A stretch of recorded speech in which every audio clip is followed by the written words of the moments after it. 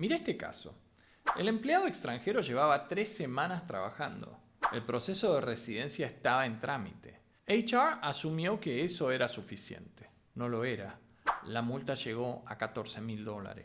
No fue negligencia. El área de recursos humanos de esa empresa era profesional y seria. Fue un error de información, específicamente un error sobre cuando el empleado está habilitado legalmente para trabajar y cuando no. Ese es uno de los 5 errores que hoy voy a mostrarte. Y el quinto es el más silencioso de los 5. Es el que más daño acumula sin que nadie lo note hasta que ya es demasiado tarde. Te lo guardo para el final. Quédate. Antes de empezar, quiero decir algo sobre recursos humanos. El área de recursos humanos es quien realmente sostiene el proceso migratorio de principio a fin. No solo coordina documentación y plazos, también contiene al empleado extranjero que está atravesando un momento de mucha incertidumbre. Alguien que se está mudando a otro país, con su familia, con preguntas que llegan a cualquier hora. HR tiene que ser eficiente con el proceso y humano con la persona que lo vive. Es un equilibrio exigente. Lo que busco con este video es darle al equipo de HR el mapa de los puntos de riesgo para que pueda hacer ese trabajo con menos fricciones.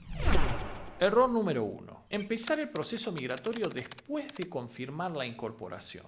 La empresa identifica al candidato, le hace la oferta, define la fecha de inicio y recién entonces alguien pregunta qué papeles necesita. El proceso migratorio no se resuelve en días. Cuando la empresa empieza el proceso el mismo día que confirma la incorporación, en la mayoría de los casos ya llegó tarde. La estrategia migratoria tiene que estar en la conversación antes de hacerle la oferta al candidato, no como condición, como planificación.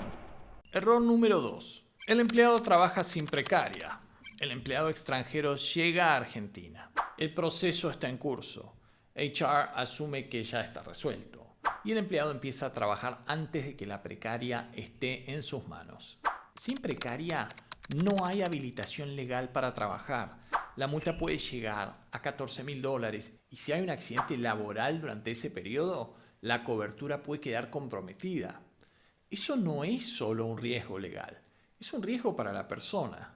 Error número 3. No notificar el cese del empleado extranjero a migraciones.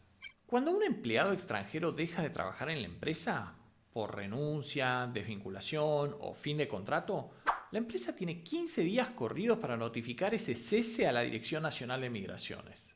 Este dato lo conoce poca gente dentro de los equipos de HR, no porque no les importe, porque nadie se los explicó. ¿Cuál es la consecuencia de no notificar? La empresa acumula infracciones que afectan el RENURE. En casos reiterados puede perderse el acceso al sistema de trámites migratorios institucionales, lo que bloquea futuras contrataciones de extranjeros. Es uno de los errores más silenciosos. No genera un problema de inmediato, pero construye un pasivo que aparece de golpe cuando la empresa necesita gestionar el próximo proceso y descubre que tiene el registro comprometido. La solución es simple. Integrar esa notificación al proceso de offboarding como un paso más, con responsable asignado y plazo claro. Error número 4. Usar la visa incorrecta para el tipo de actividad. La confusión más común, mandar a un ejecutivo con visa de turista para actividades que requieren visa de negocios. Workshop con el equipo, capacitación técnica, reuniones con clientes, todas esas actividades tienen una categoría migratoria específica. Pero hay una variante que veo seguido y es más grave. El ejecutivo extranjero trasladado hace 6 meses como director regional con contrato local, que todavía no regularizó sus papeles porque le falta apostillar un documento en el país de origen. En ese caso, la empresa no está ante una irregularidad menor.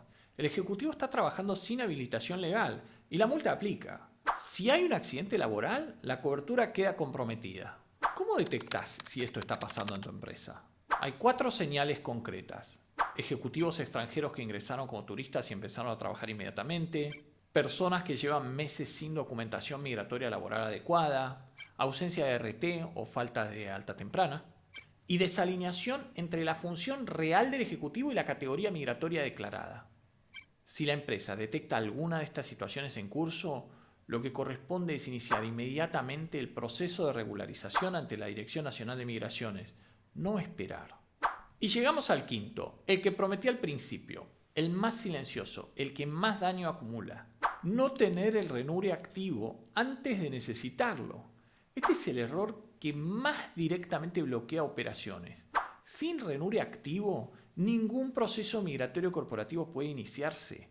No podés tramitar la carta de invitación, no podés gestionar el permiso de ingreso, no podés iniciar la visa de trabajo. El problema no es que las empresas no quieran tenerlo, es que lo ven como un trámite reactivo, algo que se hace cuando surge la necesidad. Tuvimos un caso real que ilustra exactamente eso. Una empresa extranjera envió técnicos a trabajar para un cliente en Argentina.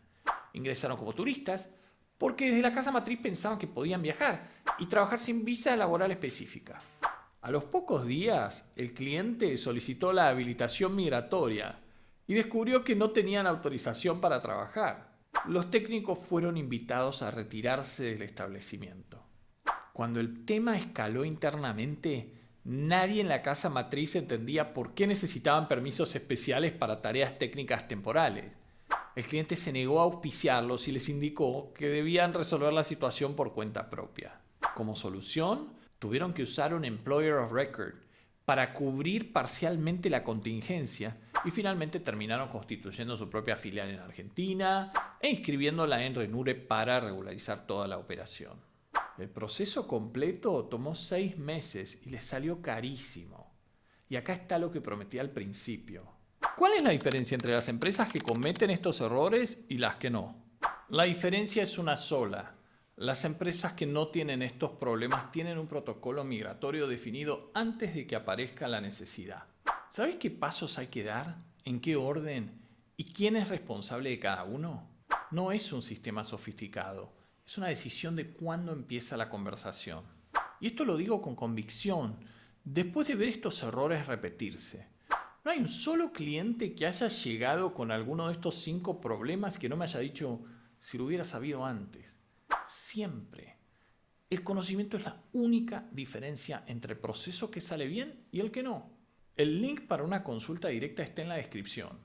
Y en el próximo video voy a explicar cómo funciona el Intra-Company Transfer y por qué una empresa puede estar perfectamente en orden desde lo migratorio y al mismo tiempo tener un ejecutivo trabajando en negro desde lo laboral. Son 2 sistemas distintos y no siempre hablan el mismo idioma. Quédate y te cuento un poco más.